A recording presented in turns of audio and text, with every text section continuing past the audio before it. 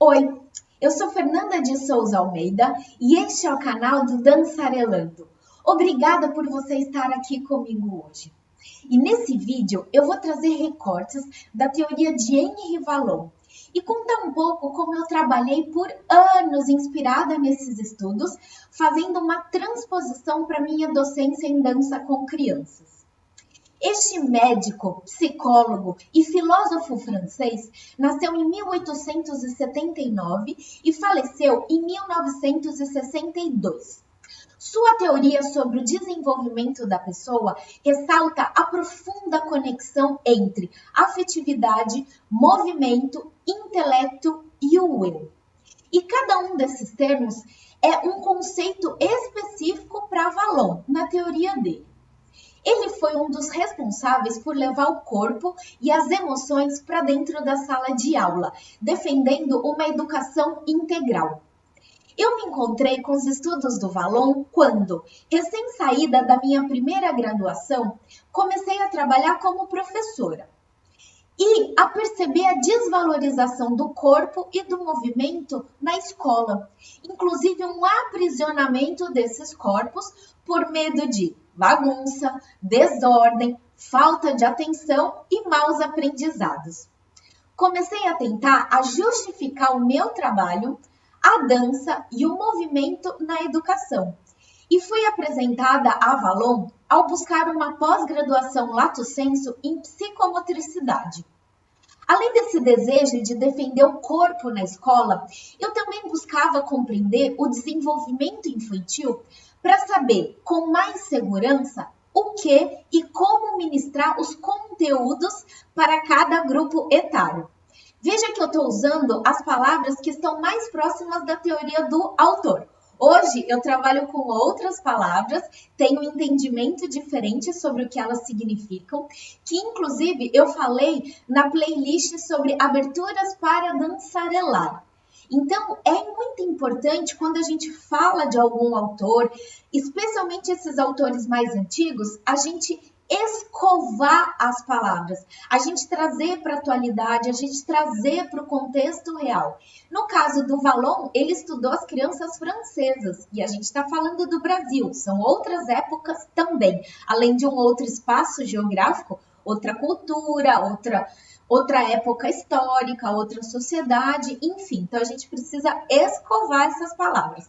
Mas nesse vídeo eu vou usar palavras que se aproximam mais da teoria do Vallon.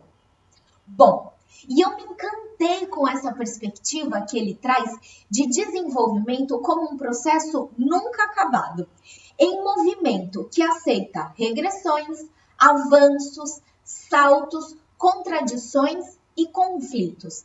Essa dialética, esse vai e vem que acontece entre social, cultural, histórico e biológico. Tanto que, ao me aprofundar neste autor, me identifiquei muito com o pensamento dele, a corrente dele do materialismo dialético. E passei a fazer as minhas escolhas de pesquisa, de estudo, de trabalho, dentro desse paradigma, que eu também já comentei no primeiro vídeo dessa série. Bom, segundo a professora Isabel Galvão, os estudos de Vallon revelam a importância do componente motor no desenvolvimento da criança, compreendendo que o movimento não é um simples deslocamento no espaço ou uma sequência de contrações musculares. O movimento é a materialização do pensamento e das emoções. Transparece as atitudes internas e a personalidade. É também comunicação com os outros, com o ambiente e fruto das aprendizagens provenientes do meio em que o sujeito está imerso. Para explicar essas mudanças ocorridas ao longo do desenvolvimento da pessoa nos seus aspectos motor, afetivo, social e cognitivo, o Vallon vai propor uma sequência de estágios denominados, primeiro, impulsivo emocional, o segundo, sensório-motor e projetivo, o terceiro, personalismo, o quarto, categorial e, por fim, a adolescência. E daí vem aquele cuidado que eu também já falei no primeiro vídeo dessa série, de não achar que porque um estágio do Vallon tem o mesmo nome de um dos estágios do Piaget, que eles estão falando sobre a mesma coisa, que eles têm a mesma concepção de desenvolvimento, que essas teorias são parecidas ou podem ser dialogadas parágrafo com parágrafo. É muito importante a gente não transformar os nossos estudos, as nossas pesquisas, as nossas concepções numa grande colcha de retalhos, num caldeirão de bruxa com um pedaço de coisa para tudo quanto é lado. É muito importante a gente contextualizar um capítulo que está dentro de um livro, que está dentro de uma grande teoria, principalmente desses autores que são consistentes, que têm teorias que foram elaboradas, testadas por anos e anos, né? Então, sempre tomar esse cuidado de você não achar que as coisas conectam por causa de um capítulo, de um parágrafo, né? Importante entender a concepção desses autores sobre ser humano, sociedade, vida, né? De uma forma mais geral. Bom, eu me identifiquei, na época, tanto com o que eu já havia estudado do Vallon nessa pós-graduação Lato Sensu, que eu quis aprofundar no mestrado. E escolhi fazer no Instituto de Artes da Unesp, com a professora Kátia Godoy me orientando, justamente por ela ser uma especialista nessa relação entre Vallon e dança. Outra coisa muito importante para a gente entender o pensamento de quem está falando sobre esse autor é entender a linhagem, né? Com quem aprendeu, qual foi a orientação, a supervisão, que interpretação e leitura sobre essa teoria vem. E aí a Kátia também aprendeu na PUC com as suas orientadoras essa interpretação, esse estudo que é adaptado à cultura brasileira. Bom, mas eu quero destacar de toda essa complexidade, abrangência e profundidade da teoria do Vallon alguns pontos. O primeiro, o movimento infantil, e o segundo, a necessidade do outro no processo do desenvolvimento da criança pequena. Então, falando agora das crianças de educação infantil entre 3 e 5 anos. Para o Vallon, na verdade, vai até 6 anos. Mas para a gente, 6 anos já é primeiro ano do ensino fundamental. Tá valendo, né? Então, para ele, essa fase é chamada de personalismo. E caracteriza-se como um período de construção de si como um ser diferente dos outros. Um processo de discriminação, de diferenciação entre o que sou eu e o que é o outro. Então, a criança nessa idade, ela necessita, ao mesmo tempo, se opor, expulsando o que é do outro de si, para se reconhecer, se compreender e constituindo cada vez mais o seu eu, a sua consciência de si, a consciência do seu corpo. Ela precisa aproximar e imitar para também ampliar o seu repertório, né? E para identificar quais são os seus pontos fortes, que aí acontece, que eu brincava muito nas aulas de pós-graduação quando eu falava do Vallon, que a criança fala assim, professora, eu tô arrasando. Professora, é assim, ela te chama o tempo todo para ir validando essas características. E é muito importante a gente não ficar nem no extremo, nem em outro. Nem o tempo todo falar, isso, perfeito, tá excelente, nem o tempo todo, não, tá errado. De como a gente vai equilibrando de maneira ética e verdadeira para que a criança vá identificando as suas características e elaborando a sua personalidade única e completa. Nesse processo, a consciência corporal e a vivência de movimentos são fatores que irão permear esse desenvolvimento e o conhecimento de si. É claro, não só quando criança, mas ao longo da vida. O Vallon, ele vai explicar que as ações cotidianas da criança de andar, correr, saltar, girar, entre tantas outras, são atividades dinâmicas ligadas à necessidade de experimentar esse corpo para reconhecer as suas potencialidades, para reconhecer os seus limites, as suas possibilidades e para dominar os seus movimentos na construção da sua autonomia. Para o Vallon, os movimentos são molas propulsoras de reconhecimento do mundo e formas de aprendizagem da criança. Então, só esse trechinho, só esse recorte, eu conectei com a importância de uma dança no ambiente educacional, que então respeitasse essa autonomia, os ritmos de movimento, os desejos e as características do pensamento infantil, que englobasse esse movimento expressivo, que conecta com a afetividade, com a emoção, com a cognitividade, com esse eu completo. Uma dança que permitisse também trocar experiências com o outro, que eu acabei de comentar dessa necessidade do outro para essa idade de 3 a 6 anos, né, para esse reconhecimento. Uma dança que estimulasse, favorecesse a descoberta do próprio corpo, das partes, das articulações e ampliação da biblioteca gestual, por meio dessa experimentação intensa de combinações, recombinações dos movimentos. Uma dança que enfatizasse ações corporais do Laban, que falamos nos vídeos anteriores, especialmente com a Lu, com a Luciana. As diferentes partes do corpo, a sensorialidade, a variação no e do espaço, a improvisação e principalmente a interação social. Então, essa dança pensada, muito conectada a essas características de uma faixa etária que o Vallon vai trazer. Então, como a gente vai olhando para uma teoria, para outra, de maneira aprofundada, e vai encontrando possíveis pontos de conexão, né? Para justamente eu começar a pensar isso de novo, recém-saída da minha primeira graduação, pós-graduação, ou seja, já faz um tempo aí.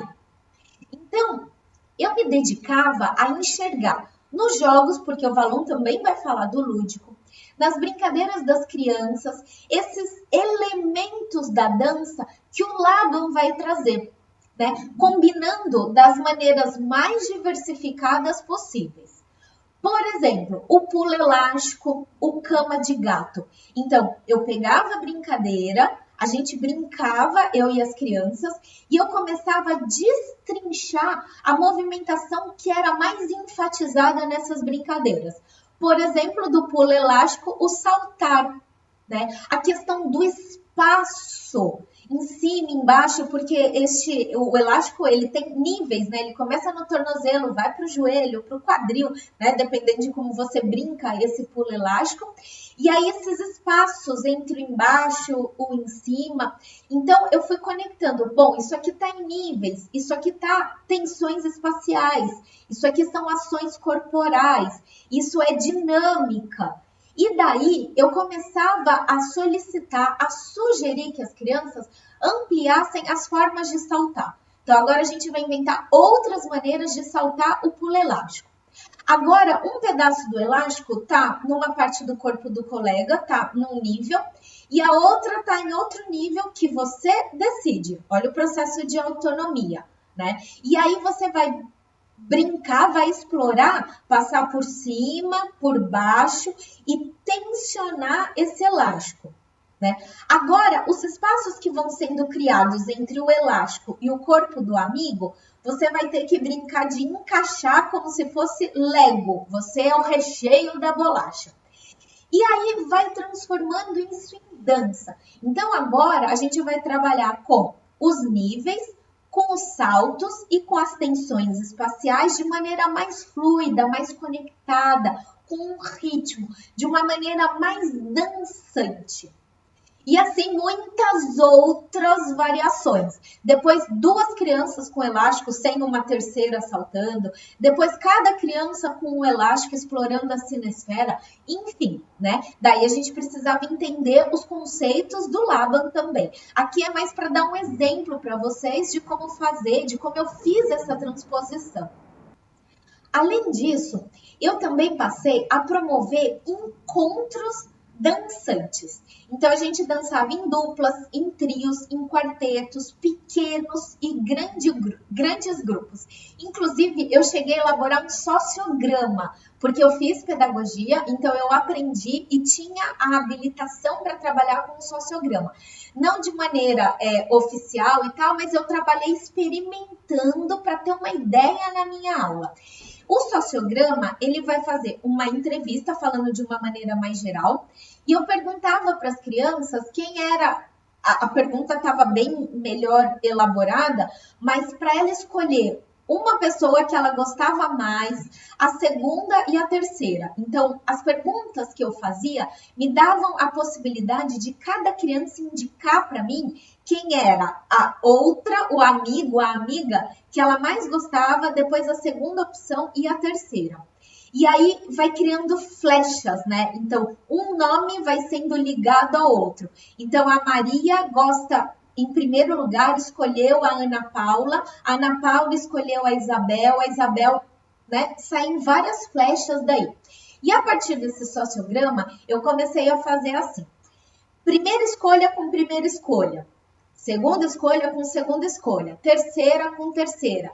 Crianças que não tinham se escolhido. Triozinhos. Enfim, eu ia montando as possibilidades, fazendo análise desse sociograma. Hoje eu não faço mais isso, mas eu cheguei a trabalhar e confesso que era muito interessante e dava uma possibilidade muito grande de interação. Porque se deixar, quando você fala escolham duplas, elas vão fazer duplas sempre com a mesma pessoa. É muito difícil variar, né? Então, eu dava essa ampliação de interações e depois de um tempo, as crianças sozinhas, eu falava, formem duplas, formem trios, e eu já via que estava bem mais mesclado sem eu ter que escolher. E essas propostas dançantes eram propostas de oposição, apreciação, imitação e elaboração de ações coletivas. Então, imitação, por exemplo, siga o mestre, espelho, sombra. Oposição, explorar os níveis de maneira oposta ao seu colega. Então, se o seu colega está no baixo, você tem que estar no médio ou no alto. Se ele abaixar, você tem que levantar, né? E assim trabalhando essa oposição. Se ele está trabalhando movimentos para a direita, você vai trabalhar para a esquerda. Se ele vai para frente, você vai para trás. Então, sempre nesse polo oposto ao parceiro. E atividades de complementar. Então, eu brincava da bolacha recheada ou do Lego, que na verdade eram tensões espaciais. Então, um colega formava a tensão espacial e você tinha que completar. Formava, completava. Então, ia criando um quebra-cabeça. De novo, a necessidade da gente saber o conceito de tensões espaciais, né? E aí também decidir algo coletivamente, como eles vão organizar a posição dos materiais, a música que eles vão escolher, enfim, decisões coletivas totalmente democráticas, sem eu ficar tentando dar um jeitinho no que eu estava preferindo, né? Bom, acho que eu escolhi esses dois recortes porque foram os que me chamaram mais atenção na teoria do Valon, na época que eu trabalhava, né, com essa teoria, e algumas adaptações do que eu fiz em relação à dança e à teoria do Laban, né? De uma maneira geral, acho que é isso, só para a gente ter um panorama, uma ideia. E aí eu queria saber se você gostou, se você quer saber mais, não só desse autor, mas dos outros autores que a gente já falou e ainda vai falar. Se ficou alguma dúvida, deixa tudo aqui para mim nos comentários ou conversa comigo no direct do Instagram do Dançarelando.